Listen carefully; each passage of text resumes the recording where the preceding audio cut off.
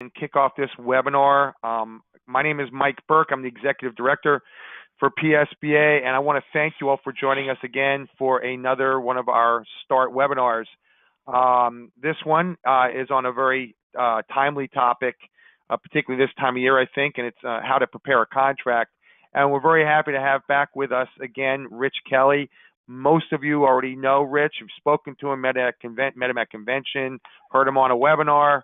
Rich's little background again, I think I know this by heart though. Rich is the founding member of R.C. Kelly Law Associates, and the practice is focused on helping commercial operations grow and improve. He developed the firm's business counsel program and contract administration program in response to the unique needs specifically for small and growing businesses that he encountered while working with insurance agents and their commercial policyholders. Rich has gained a thorough understanding of the business organizations while working in legal, technical, and management executive roles for small business and large corporations, and as a vice president in charge of risk management for a major regional insurer. We all know Rich from, many of you know from his work here with PSBA. He knows our industry as well or better than most attorneys out there. Boy, I'm really setting the bar high here, Rich. So without further hesitation, I'm going to, well, let me stop a minute. Welcome Rich on board. Let me, though, while we've officially started, let everybody know that we are keeping everybody on mute because we have a few people who just jumped on to avoid the background noise. If you have any questions throughout this presentation, feel free to use the question function you'll find on that webinar dashboard you have to throw those over to me throughout the presentation, and we'll be able to relay those to Rich as we move along. So without further ado, I am going to turn this over to Rich Kelly. Rich, it's all yours. All right, thanks, Mike. That's a familiar introduction, like you said. I think we both probably know that one by heart. But I love working with PSBA's school bus contractors. Again, it's something that at Harleysville Insurance, which is now nationwide, that was our biggest business segment. So we've been dealing with school bus contractors a lot of years. Today's presentation, how to prepare a contract, sounds basic, but really it's very much angled to Pennsylvania issues. That is how to prepare a contract for school bus transportation in Pennsylvania. So if there ever was a specialized presentation, this would certainly be one of them.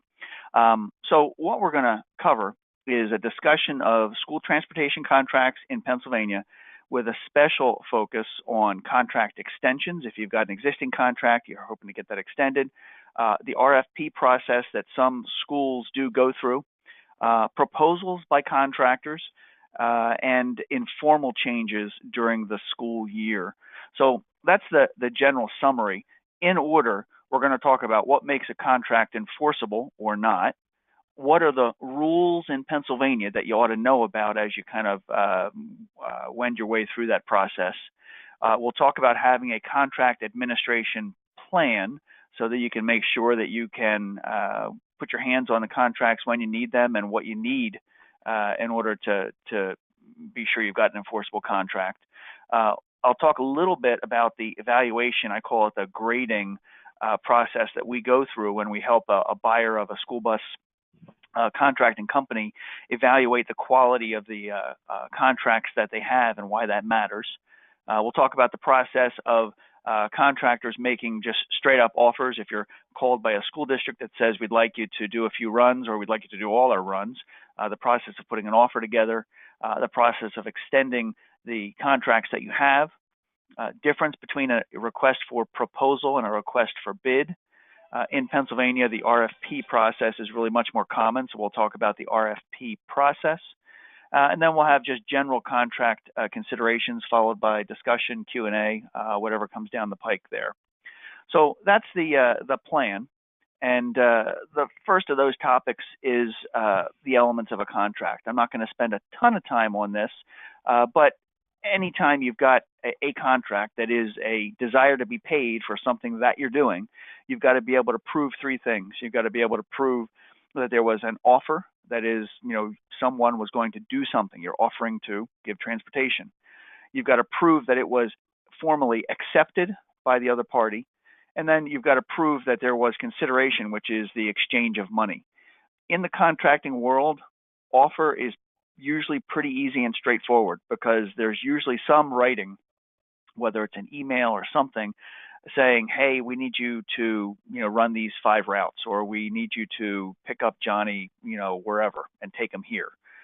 Usually there's not a big question about consideration. There might be a question about how it's calculated, but usually there is some documentation somewhere that talks about consideration. Often what people struggle with is the acceptance piece, and that's a matter of in order of priority. The best, strongest proof that there was offer and acceptance is something signed by both parties.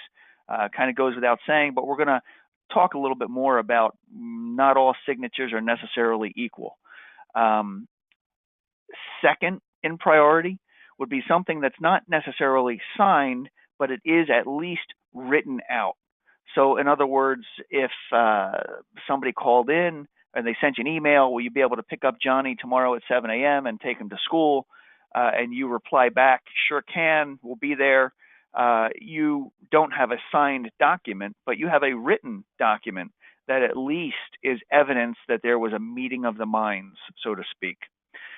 Third, in order of what's best, is a verbal evidence of acceptance.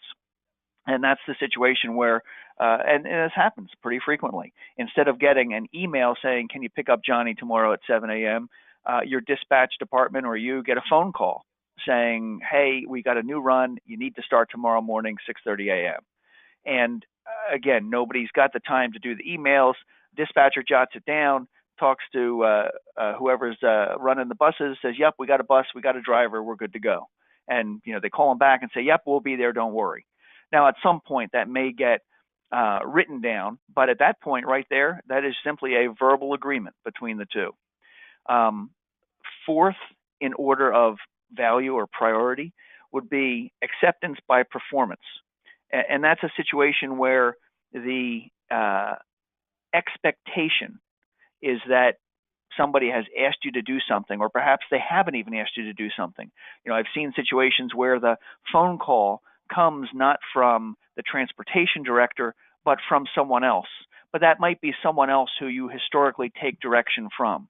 So it's not the transportation director, maybe it's the secretary or the administrative assistant at the school that says, hey, we need you to do this. So you go out, you do it. You might not have actually had necessarily I'll call it a big discussion with the transportation director or something of that sort, but there's enough expectation there that you agree to perform the pickup and you expect to get paid, and 9 times out of 10 that's good enough and you get your pay. The fifth one is by pattern and practice, and this one actually in the school bus world is far more common than people think. I work with contractors all the time. We often are looking at the startup of school, and they may have deviations from, here's the route they gave me, but I know for a fact that I have to do this and this also. Maybe there's a couple extra stops. Maybe you heard about it from a parent. Maybe, whatever the case is. But we always pick up this kid. They somehow, for some reason, left him off the route. I know the parents are still there. They're expecting the bus. So that is a pattern in practice. In other words, proof that they've accepted it because they've accepted it in the past. It might be something, again, at the start of a school, or it might be something in the middle of school. Perhaps there was a verbal request, and that request was never written down, but you've been picking up this kid every day since September, and now it's January, and you expect to be paid because they paid for it every other month. That's the 3 levels, and we'll talk in more detail about how to make sure you've got some documentation of that when we talk about contract administration. Next up, if you're talking about the rules, that's the big, broad, general, conceptual rules as it relates to a contract. What you also want to know is what I call the Pennsylvania rules. And when we talk about the Pennsylvania rules, there's really 3 components here. And the one that is most important is that there is currently no request for proposal requirement in Pennsylvania for school transportation. And I know that this is a topic that is often bandied about by school administrators, transportation directors, superintendents, even school board members. In dialogue, I'm working with contractors that have serviced school districts for decades, literally for decades, and they, this year or last year, are saying, well, we're going to do an RFP because the Auditor General, Vince DiPasquale, says we have to. Well, that is true that the Auditor General believes that in his heart and has said that in press statements, but he is not a lawmaker, and his press statements don't create law. So while he individually thinks it's a good idea, it doesn't have the power of law behind it. There have been some proposals along those lines. None of them have really gotten traction at this point, but at this point, there's not a requirement. Now, typically, in helping contractors with that issue, I'll give them articles that have appeared in previous editions of the Pennsylvania School Bus Association newsletter explaining that, this is not a requirement in Pennsylvania. Sometimes I've even written opinion letters that they've sent on to their superintendent. Sometimes that's enough to convince them away from doing an RFP, but very often superintendent of the school board will say, well, I understand it's not a requirement, but if Vince DiPasquale comes in to audit us, which is possible, I don't want him to be unhappy. So I want to show him that we have done this thing that he recommended since he's the guy that gives us the grade. It's hard to argue with that, but it's common. The second two items that you have here on the slide, Pennsylvania issues, one comes from a statute, the other comes from a case. Pennsylvania statutes, the PA code, say explicitly, and I quote it there, the board of directors of a school district is responsible for all aspects of pupil transportation programs. What that means is that the person within that dynamic, administrator, transportation director, business manager, the person with the real authority is not any of them. It is the school board. Now, the school board may delegate their authority to the business manager or to others, but by themselves, stand alone, they are merely employees of the board. They don't actually have the authority to say yes, no, right, or wrong.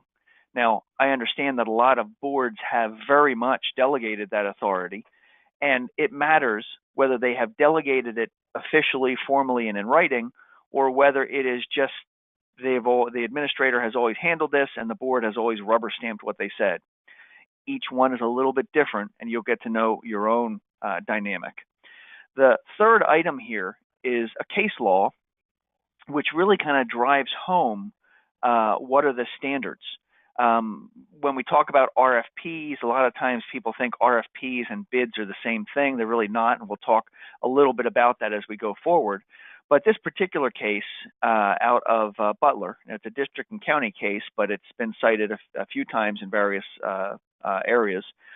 And the court, in deciding this particular matter, said that a school board in its discretion may negotiate a contract for the transportation of school children so long as it is done in good faith, not arbitrary and not capriciously.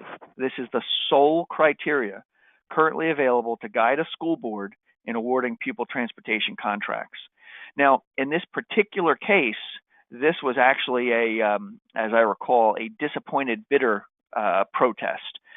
In Pennsylvania, we don't have a formal process for that, but that doesn't prevent you from having the right to file a claim, a complaint, saying that something was unfair and that you believe you're entitled to damages.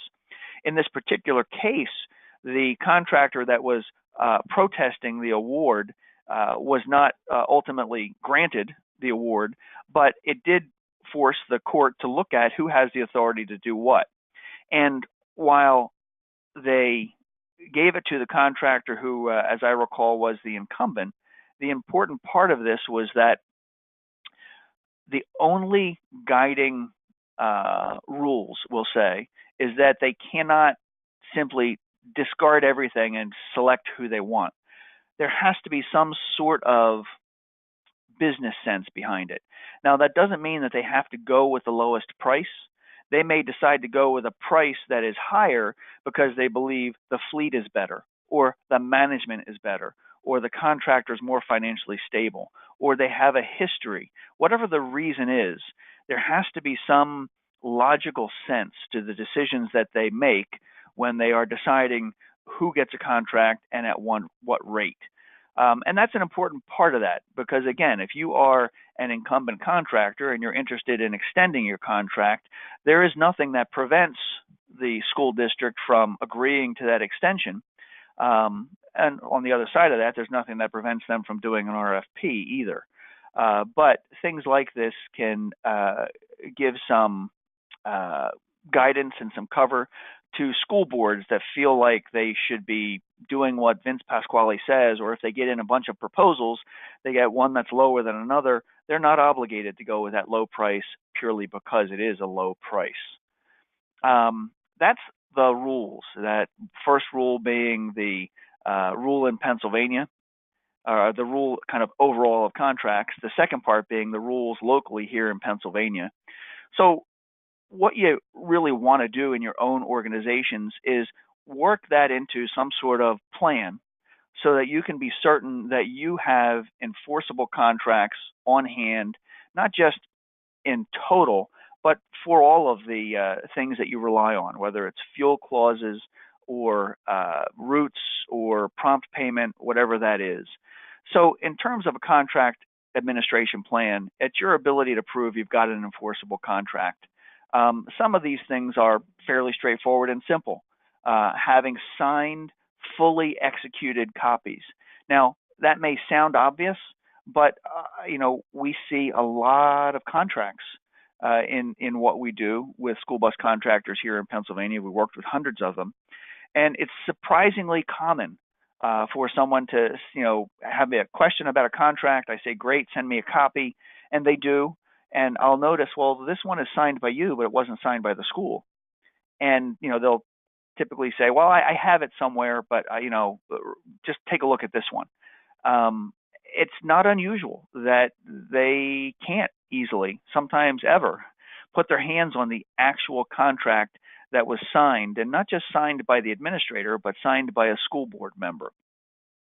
So the time to get that is when you've made the agreement. I don't recommend that you go back and say, hey, this contract you gave us 3 years ago, I noticed I don't have it signed by you guys. Not a good plan. But, if you've been through the process and it went to the school board and they sent you a copy that says, here it is, and you notice that it's signed only by the administrator, not by the school board, that's the time to say, well, is the school board going to sign this? Or perhaps, is there a note in the school board minutes saying that the administrator, the superintendent, the transportation director, whoever, is authorized to sign blah, blah, blah, blah, blah. So a note in the school minutes is something that I would staple to the contract so that you can connect the dots from the document that you're holding all the way back to state law that says the only people that have the authority are the school boards themselves. So if that's the A answer, a signed, fully executed copy, the B answer would be something that is not signed, but you've got written documentation that there is certainly an agreement in place. And when we talked about informal changes through the year, every contract is a little different. Sometimes they're very, very specific. Here's your routes number 1 through 20. So if they add route 21 sometime in November, that's okay, but it may or may not ever rise to the level of an actual signed written agreement. But what I'd recommend is that you have some sort of email trail, at least, where they say, we're going to split this into 2 routes for whatever reason, and, you reply back, sounds good, we have a 72-passenger bus we can put on it, or whatever the details are. Sounds good, we'll keep this running at, our own rate, that sort of thing, at the regular rate, some record that you have. Email communication back and forth in writing is what I call a B answer. The third level, the C answer, is that verbal confirmation. And that is a situation, again, where they call you at 3 p.m. and say that Johnny needs to pick up at 6:30 a.m. And you don't have time to do the email because you got to, number one, figure out if you got a vehicle. Number two, if you got a vehicle, figure out if you got a driver. And you may not get that driver in your first call. You might have to go through 3 people, as you know.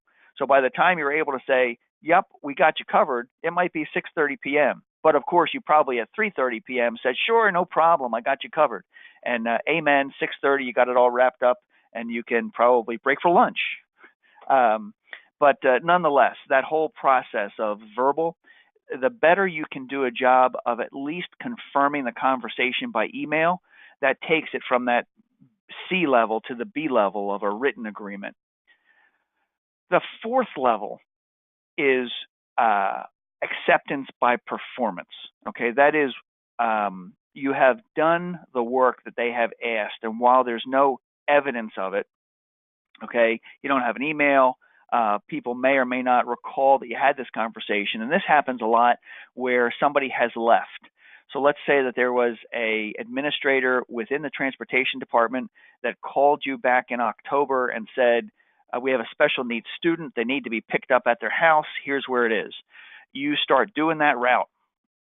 And then somewhere in December, perhaps somewhere in January, somebody sees this singular route and they say, why are we committing a van to pick up Johnny? He can actually be added to this route. Who authorized this? Well, Mary did. Well, Mary's not with us anymore. Okay, so you have no written documentation, and you've got no verbal documentation because Mary's not with them anymore, but you've been doing it. You've been performing it, and month after month, they've paid for this particular route. Now, that doesn't mean they can't stop the route at that point, but they can't say, well, we're not going to pay you for these routes that you've been running in the last 2 months, because there is acceptance by performance. I do the work, and I send the bill, and nobody told me to stop until today. The piece of advice that we give you when you're in this situation is to try to create some sort of written path, even if it's just an email back and forth. And I threw this sentence in here, we'll pick up Johnny or Susie or whoever the student is at 7 a.m. at 123 Main Street unless directed otherwise. So now you've taken it from that D level, by performance, and really putting it up into, I'll say, the number 2 level. You've got emails back and forth. You have defined how they can accept it. You have offered to pick up Johnny, and we'll charge our regular rate, or you might even say the rate, whatever it is in there. And if they do nothing, if they don't say, oh my gosh, no, stop, or wait, I need to get authority before you do that, well, then obviously they have broken the acceptance. But if they do nothing, and chances are they're very busy, so they will do nothing. They're just delighted that you emailed them back to say Johnny's going to have a ride tomorrow morning. You do the run, and you have created a contract where acceptance is proven by performance. It happens a lot more frequently than you'd think, especially in that run up to the new school year where things aren't really settled into place. Nobody's really sure which end is up, but someone somewhere knows that a parent is going to be real unhappy if this one child isn't on the bus or there's not a bus there or whatever the case is. So they may leapfrog all of the formalities, call you directly and say, you got to help me. Okay, I realize it's 4:30 p.m., but this has to happen tomorrow. And you do it. But language like this will assure that you do get paid for that work that you do. And then the last part is by pattern and practice.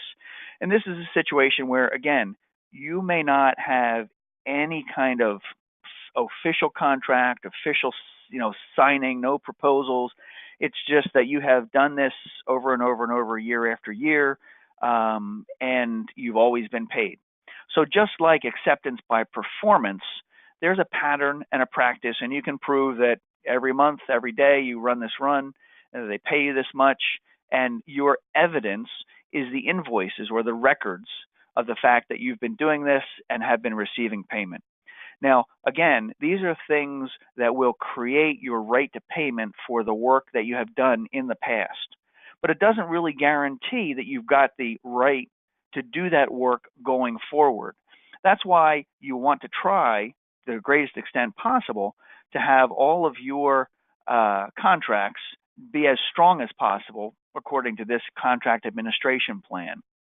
Now, in terms of the contract administration plan, there are a lot of elements to it, but a good contract administration plan is going to address grouping, ordering, calendaring, and self-audit protocols. The idea there is that you can't just, get your contract, be happy that you got it, and then move on. You really should treat your contract administration the same way you administer your fleet. I'm certain everybody in there has got something, a calendar, a spreadsheet, or something that tells you when's the last time we did an oil change on this bus, how many miles have happened since, when do we need to do it again, when did we, rotate the tires last, what's the last, you've got those things in place. You manage your fleet because you know that failure to manage the fleet is going to mean that it's not going to last as long. You may run into problems. And you should set up the same sort of thing for your contract administration plan. I know a lot of times someone will get a 5-year contract and they think that's great, I'm good for 5 years. Well, the reality is you should set up some calendar events for yourself and have a backup, somebody else who is in there. Maybe you have a manager, maybe a husband and a wife run the business together, put it on both calendars, but you want to have certain check-ins. You don't want to necessarily forget about it to the end of 5 years and say, oh my gosh, that's coming up in a couple of months. You want to do a check-in either at the end of each year or at the middle of the process. Or if you want to try to extend it, don't wait to the very, very last month of the very last year. Get a year ahead of it. See if you can extend a 5-year contract in year number 4, not in year number 5. And you may be able to extend it on top of the one that you have. And these extensions are going to be more and more important in Pennsylvania as there's greater and greater pressure from DePasquale and others to go to a RFP process or a bid process. So if you don't have a contract administration plan, it would be wise to come up with a plan. Where are you going to keep the contracts? What are the quality of them? Things of that sort.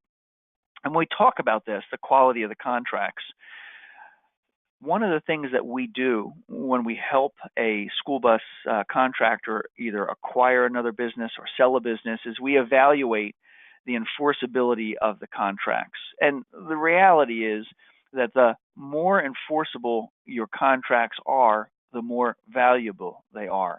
I've seen a situation where a contractor is retiring. They are in the process of working with someone they've identified as a potential buyer to talk about price. How much would someone pay for X number of routes and X many vehicles?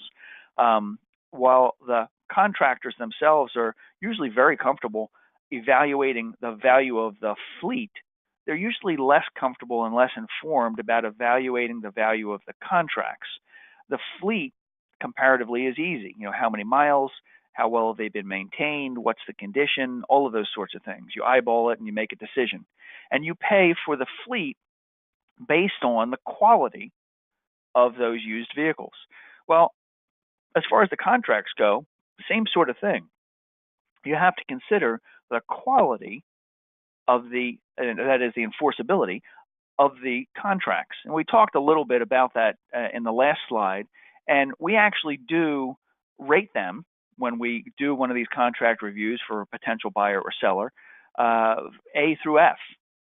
A being a contract that is fully executed by the board and you've got all schedules and all exhibits. Okay. It sounds like, gee, that's obvious, but candidly, it's the holy grail. I would say that a very small fraction actually has complete executed contracts with all schedules and all exhibits. And what I often find is the schedules and the exhibits are the part that kind of get lost in the mix. Because very often the contract says something like, it's got a rate, and it may be a rate by the day, it might be a rate by the mile, it might be a rate by the route. But very often the second part of that, okay, this is the rate per day or this is the rate per route, but where's that list of you've got 20 routes, not 15 routes or some other number? And that's the part that is most often missing, or just there's no dots connecting it, so to speak. So A level, fully executed by the board with all schedules, all exhibits, it's golden. Your next level down is typically something that is fully executed by the board, but you've got documents missing. Maybe there's a schedule. Maybe you've got, and I've seen this actually, where the original contract was literally many, many, many renewals ago. So they've had successive renewals, maybe 3 years at a time, maybe 5 years at a time. But all the parties are unable to actually put their hands on the original signed document. Usually the contractor has a version that is signed by him, that he recalls. I gave this to the school board for their meeting. They voted on it, and now that superintendent is gone. The transportation director is gone. All those people from 10 years ago are gone. But you have a currently signed extension of this contract you can't prove. Okay, that puts it in B category, because realistically, the evidence that you had a contract to begin with needs to come before you can say, and now it's been extended for another 3 years, 5 years, 4 years, whatever that is. The C level is something that is fully executed, but by the administrator only. And it's interesting because we have a lot of discussions with contractors that say, well, the administrator is always the one that signs it. And that may be true, but go back to the state law slides that we talked about. It really needs to be signed by the school board. Now, you can bridge that gap because the school board may vote to authorize the transportation director to sign the contract. And if you've got evidence of that in the minutes, you're golden. That turns a C into an A. But a lot of times you'll have a contractor that's got it signed by the transportation director. They believe they're golden. They believe they're in A territory when actually they're in C territory. So again, the time to address that is when your contract has been signed, not necessarily in arrears, going back to a contract that has been happily paying you for multiple years. We let sleeping dogs lie. But if you believe you're going to need to rely on the enforceability of that contract at some point, maybe you're contemplating retirement, maybe you're contemplating selling a part of your roots or your business, that's when you're going to want to make those evaluations. A D contract, okay, is you've got a formal contract, but it's not signed by an administrator, it's not signed by the board, but you have a history of payment for service. And again, in operations, I see this frequently. Well, here's a copy of my email with the contract that I sent to the administrator, and he said he was going to have it signed by the board. And when that school year started 3 years ago, we started it and we send an invoice every month and we get paid every month. So you have evidence of acceptance by performance or by pattern and practice, but you don't actually have an enforceable contract that I would recommend that a buyer pay a premium for or a lot of money for. And that's what buyers come to me for. They say, well, what are the issues? What should I be aware of? Well, you should be aware that although they've been running this contract for 3 years, they don't actually have an enforceable legal contract. We can certainly prove that they've done the service for these years, that they've been paid, but that could evaporate in a phone call. We don't want you to do the service anymore. And your contract is done because you cannot prove the enforceability with an A, B, C quality contract. Next level down would be something written that is not an actual formal contract, just an email back and forth perhaps, but with a history of payment for service. And very often your informal modifications of contracts fall into this category. It's a situation where there's an email trail back and forth. You've been doing the work, you've been paid, so you can prove that there is that pattern. But again, it could all end tomorrow if a new administrator comes in or they just decide they're going to go with someone else. So that's your A, B, C, D, E. You do have another level. That's F. You got nothing. That's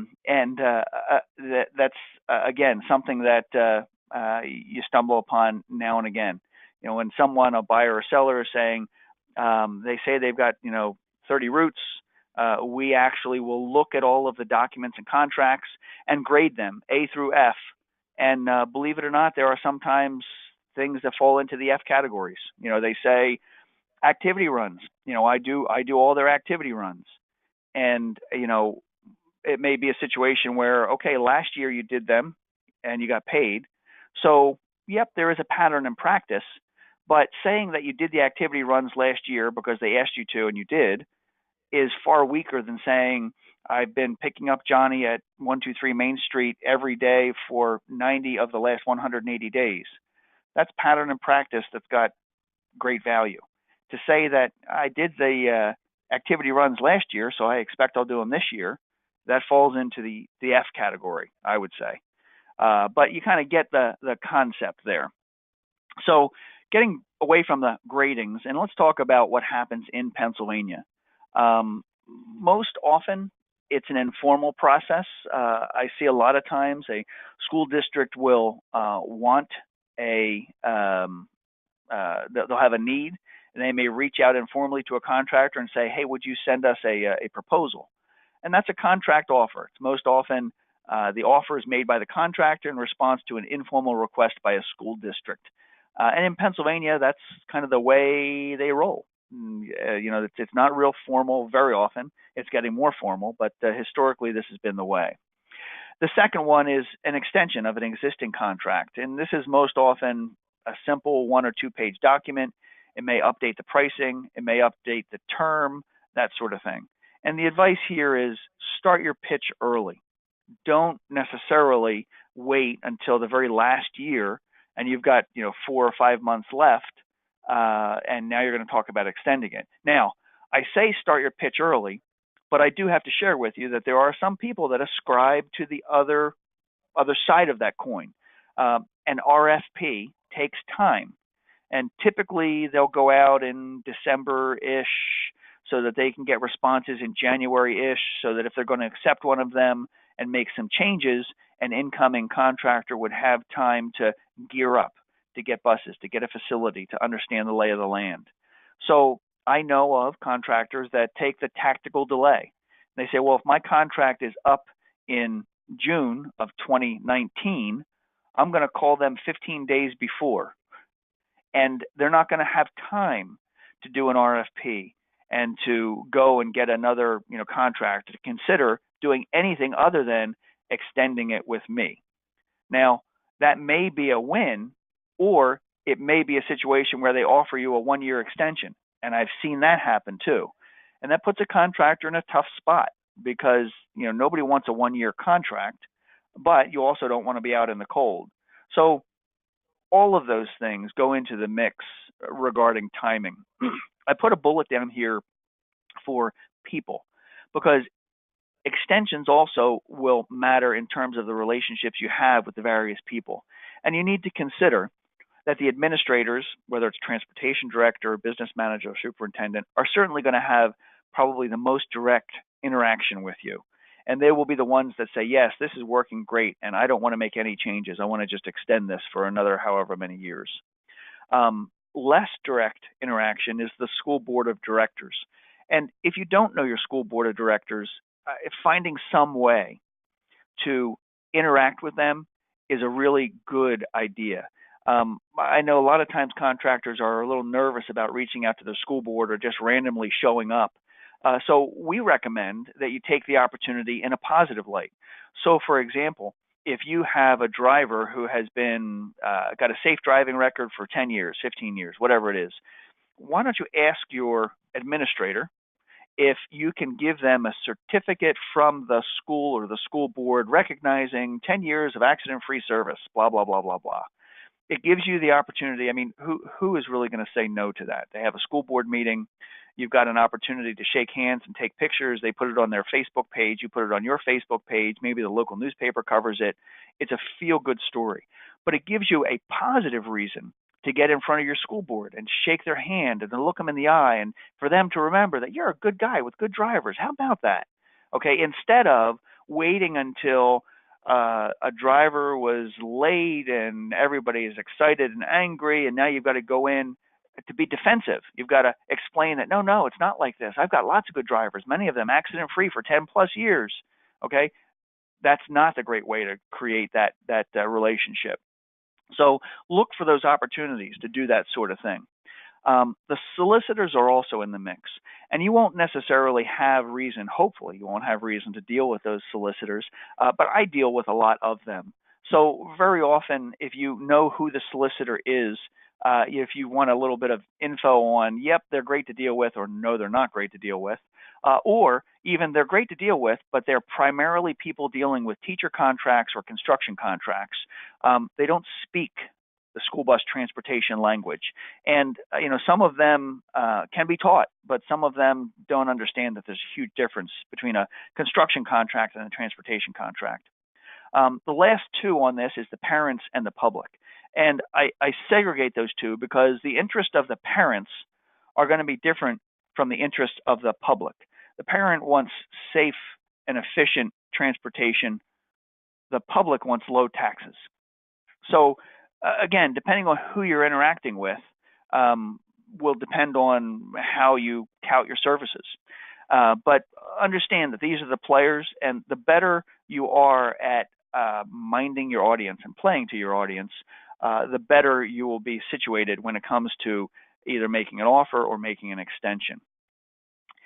In Pennsylvania, if it's not one of those informal offer situations, it is most often an RFP, that is, request for proposal. Now, there's a second process, which we call a request for bid, and technically the difference between the two is up here on your screen. A request for proposal is commonly used when the deliverables, that is the routes, are not well defined, or when other selection criteria, like contractor preference, history of service, will be used in addition to price.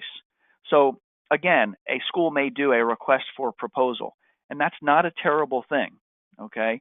It may show that your pricing is reasonable.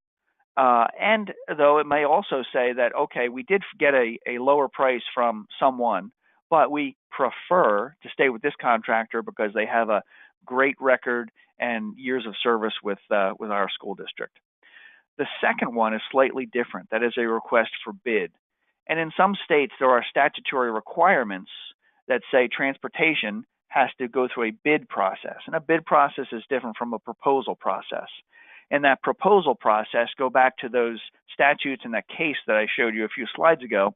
They can go with anyone, and price isn't the lowest driver.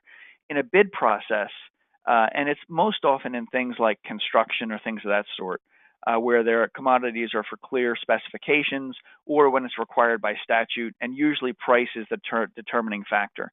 I mean, if you need a 10,000 square foot building built, you can have blueprints and specifications. So the commodity, what do I need? I need a 10,000 square foot building, is definable, and it's the same no matter who's bidding on it. But if you say, I need all of the students to get safely to school and back, well, we understand that, but it's not as detailed as saying I want a 10,000 square foot building. So in Pennsylvania, the process rolls forward through RFPs, not RFBs. But stay tuned and watch the legislative reports that you get from the Pennsylvania School Bus Association. If legislation of that sort comes along, this is where the difference of a word can make a huge difference in your experience as a Pennsylvania contractor. So RFPs we'll talk about because that's fairly common in Pennsylvania. And here what you want to do is be aware of the deadlines, the questions, the exceptions that you have. Be aware also that in Pennsylvania you can collect comparative data by right to know requests. So I've got contractors that have for decades served a school district, and they're now for the first time going through an RFP process. And it's foreign to them because they've never done it. It's been however many years, decades, literally. So what I recommend that they do, and they may do this themselves, or we may assist them so that they can remain anonymous if they want, and get the public records of contracts from the districts around you. What are other contractors charging, and how do they structure their proposal? Are they bidding by the day, by the bus, by the mile? All of those things. You can collect comparative data through right to know requests, and typically you can get that pretty quickly. There's usually an opportunity to participate in pre-bid meetings, and there may even be a question and answer forum online. So when you get the documents, you don't necessarily have to scratch your head and wonder. You can attend one of these pre-bid meetings, or you can go through the online Q&A forums. You should understand that very often it's not necessarily well regarded to call directly to the person or the administrator that's putting the bid out. They sometimes just get nervous about, well, I'm talking to you, I should be talking to everybody, which is why they do these Q&As in either open meetings or on online forums. And when you're putting your proposal together, one of the things that I always recommend is two things. Include alternatives and include a list of exceptions. And don't be bashful about both of those things. You'll certainly see language in an RFP that says your proposal has to match exactly the request, and if not, we reserve the right to reject it, and all this other kind of baloney in Pennsylvania.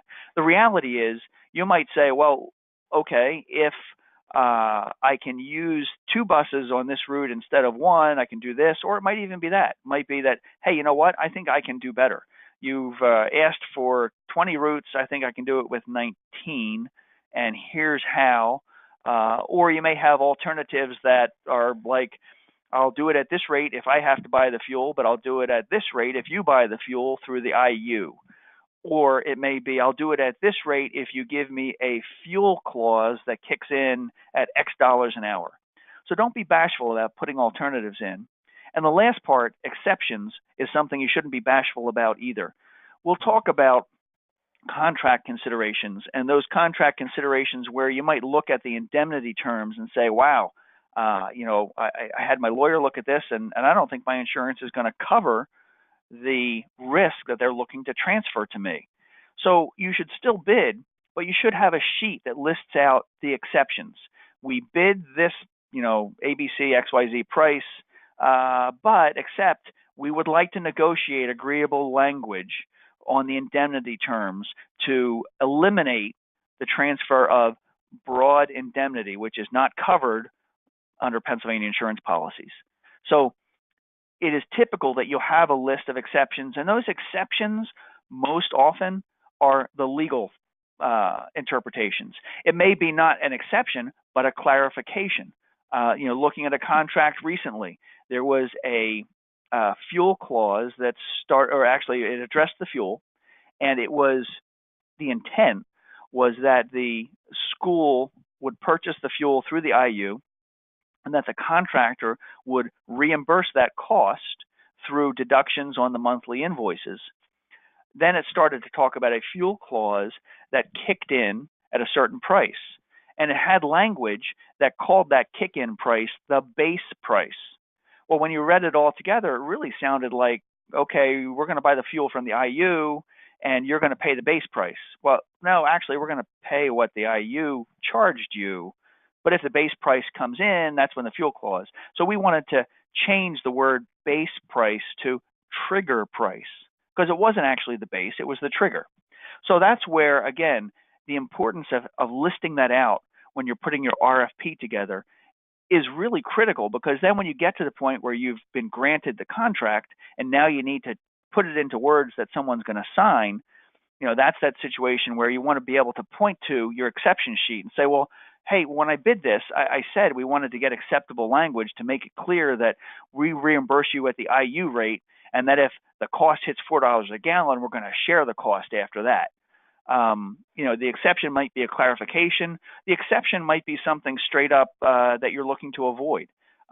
Increasingly, school districts are asking for performance bonds. And, we'll talk a little bit more in the next slide about things like that. But you want to look carefully. And if that performance bond is going to be a problem, you'll want to point that out. That's a great segue into our next slide, which is contract considerations. Costs, obviously, probably your biggest consideration. Look to see if the RFP you're responding to requires bonds, a particular insurance limit. What's the age of the fleet requirement? Is there special equipment requirements, whether it's cameras or stop arms, or not just cameras, a forehead camera, whatever the case is? How's the fuel clause written? Is there specific staffing needs? Do you have to dedicate a supervisor or a dispatcher, or who pays for the aides, things of that sort? Also, look to see if there is an opening/termination clause if costs rise. For a second, let's talk about bonds. And like I said, increasingly, I see the bonding requirement And I think that the reason I see that is because a lot of school districts are doing RFPs for the first time. And what they do is they go to a high-powered attorney firm, Stock and Leader, or one of those other ones that serve school districts. And these guys come at it like high-paid lawyers would come at it. Okay, I'm going to give you a 30-page RFP, and it's going to request everything plus the kitchen sink. And they'll very often put a bond requirement in there because it's common in construction. Now, the important thing to know is that that bond is not insurance, it is a bond. If you have auto insurance and you back into somebody's car, the insurance company pays for the damage to the other car, and your rates may go up a little bit, but they're going to pay the $10,000 to fix the car you backed into. In a bond, it's the same dynamic, but the difference is after they pay the $10,000 on the bond, they actually come to you to say, okay, now that I've covered your liability, you need to pay me back the $10,000. Okay, so that's a dynamic that some contractors not familiar with bonds don't quite maybe haven't experienced. The other part of that is it actually ties up your balance sheet because it shows as a liability on your books. Very often they'll look for a performance bond, meaning they want you to get a bond equal to the annual cost of the contract. And the concept is that if you fail to perform, they'll be able to use the bond money to pay someone else to do it. Okay. Now, the problem is, again, that bond shows up as a liability because in the scenario I just described, you are really obligated to pay it if they pay out on the bond. That may not sound like a bad thing until you try to finance new buses that you want to purchase, or perhaps a new building that you want to purchase. And the bank does the evaluation of your financial stability, and they say, well, yeah, you're doing fine, but you've got this multi-million-dollar obligation sitting on your books in this form of this bond. So don't be bashful about saying bonds are ridiculous in a transportation setting. And I could go on and on about that, but very, very often you can get them to back away from a bond requirement. But importantly, understand that those costs are there. Term, I would really consider being creative when you set out your term. If they're willing to give you a 3-year agreement or a 5-year agreement, offer to do them the 3-year or the 5-year with the right to extend by mutual agreement for another 2 years, or better than that, for successive 2-year terms, or however many. And the reason that I say that is, think forward. If Vince DePasquale is pushing people, the legislature, to have a RFP requirement or a bid requirement, it could happen. If it does happen, they're not going to reach back and disturb contracts that are in place. A requirement like that is most likely going to affect contracts going forward.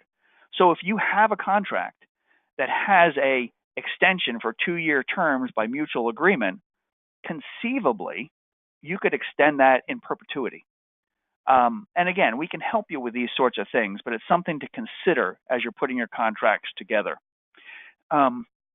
Termination, look carefully at the termination clauses. Termination for convenience is another concept that came out of construction contracts that has made its way into transportation contracts, and it really makes no sense. You get a 5-year contract, and then you look at the termination clause, and it says that the school district can terminate for any reason or no reason on 90 days notice. Well, you don't actually have a 5-year contract, you have a 90-day contract. And again, a bank looking at that is going to say, well, if they can terminate at any time, you want me to lend you, hundreds of thousands of dollars to buy these buses, I need more security than that. So very often we can get them to get rid of the for convenience language and go to for cause language, meaning we can terminate if you fail to perform in one way or another. And we want to make sure that for cause is actually defined, so that's clear. Assignment typically requires approval, but we want to make sure that that approval is not unreasonably withheld. And again, you may not be thinking about selling your business, but things happen. People may decide to retire. Medical issues come up. Your business may change, whatever it is. It doesn't cost them anything to have reasonable assignment terms, and that's usually the argument on that. The indemnity terms, 3 levels of indemnity: broad, intermediate, and limited. Limited and intermediate is good. Your insurance policies will cover that.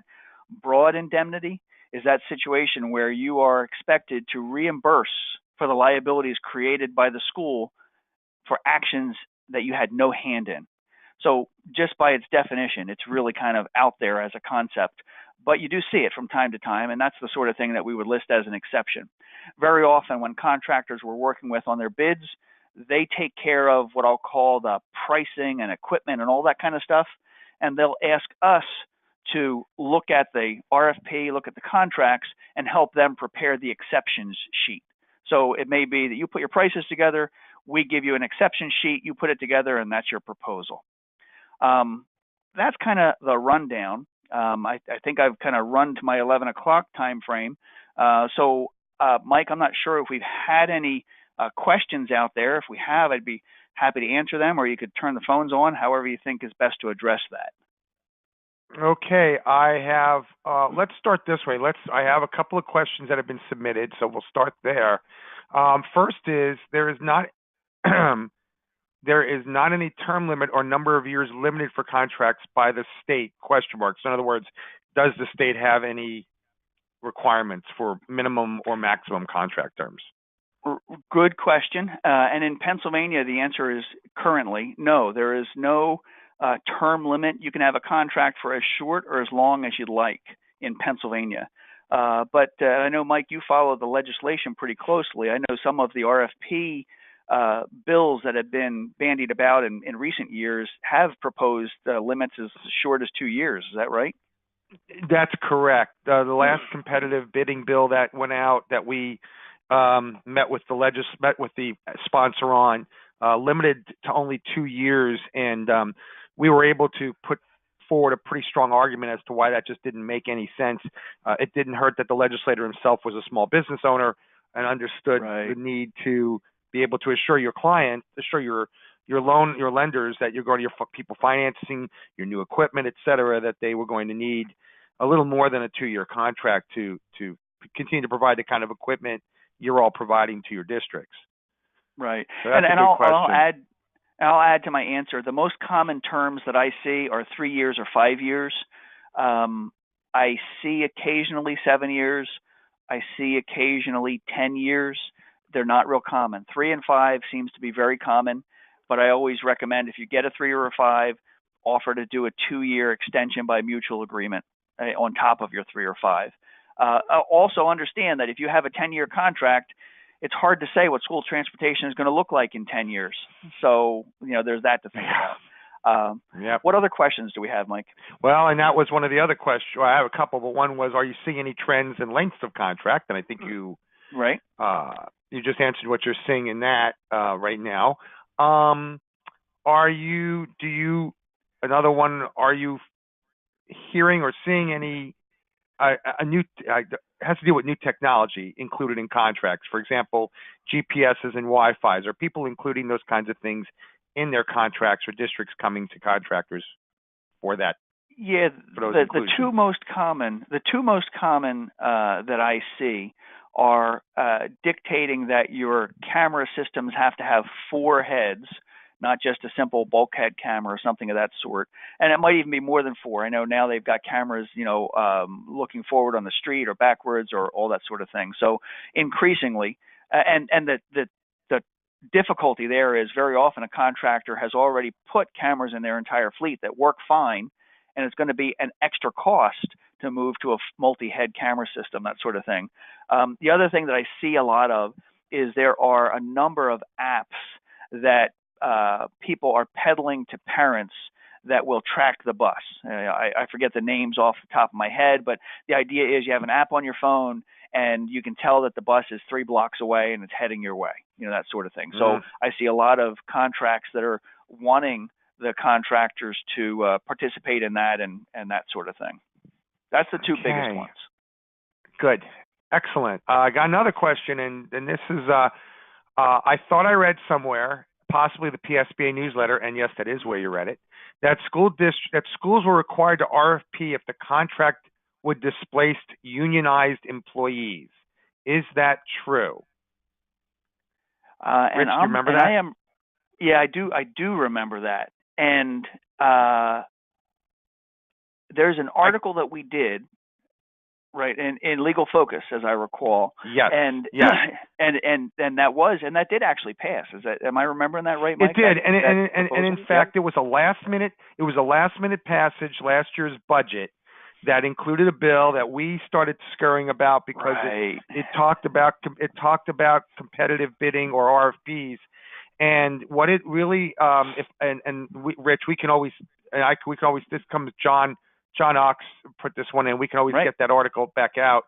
Absolutely. What it did deal with John and everybody else was as school districts continue to look at ways to contract out, this was, we believe, a PSCA type bill that was meant to save union jobs, that said if you were already in a unionized setting and you have bus drivers that are currently unionized and you're going to contract out, it did set forth a process that included an RFP and a board and holding a public meeting and a variety of stuff, but we can get that out. But yes.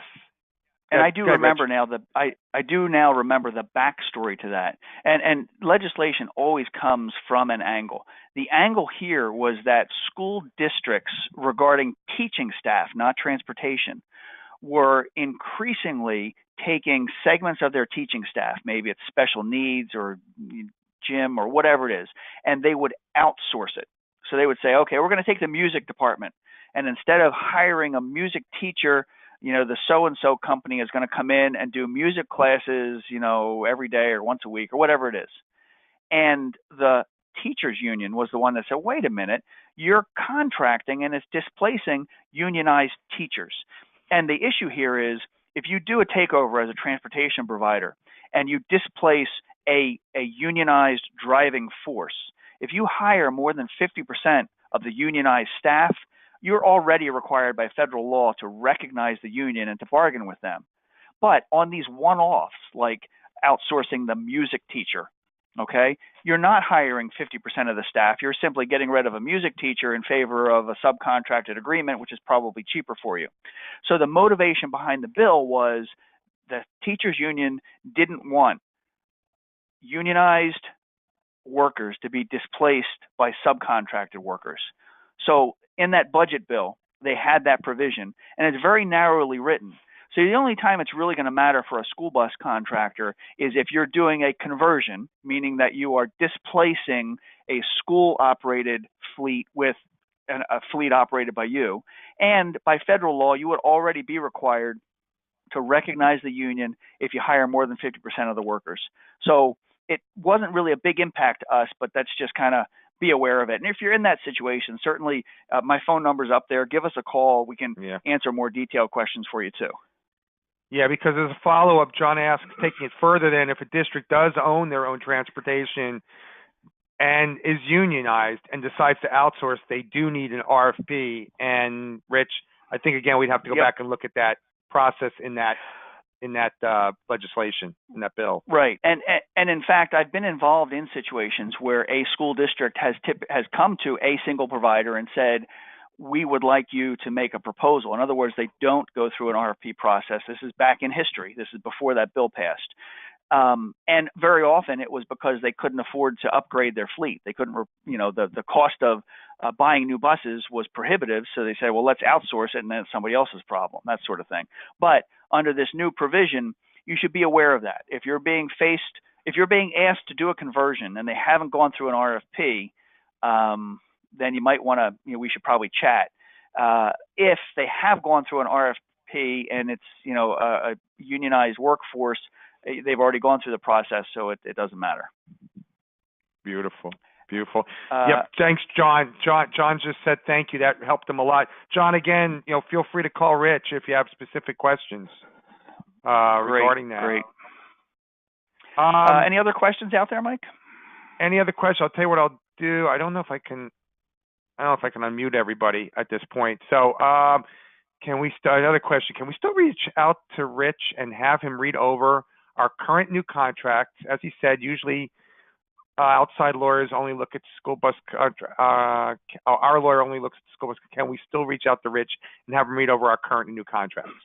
In other words, are you available to do that, Rich? I am. That's what the Business Counsel program is all about. As a member, we help you out with those sorts of things. Obviously, we can do a lot of quick reviews and things like that.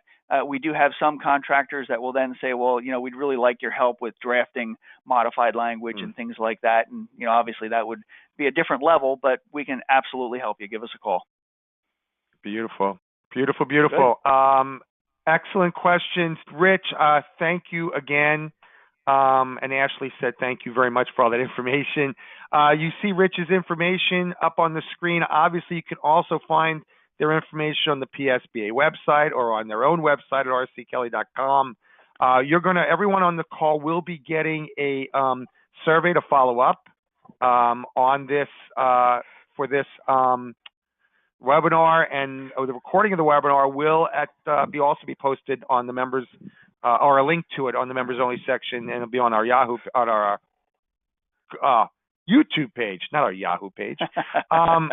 So again, we thank everybody. Keep your eye out. We have another presentation coming up on identity theft coming up in February, but you'll be able to catch Rich again at our regional meetings coming up in March also. So again, we thank you all. Rich, thank you so much for everything. And thank you, without any other questions, we'll stand adjourned. Have a great day, everybody, and stay safe. Bye-bye. Take care. Bye-bye.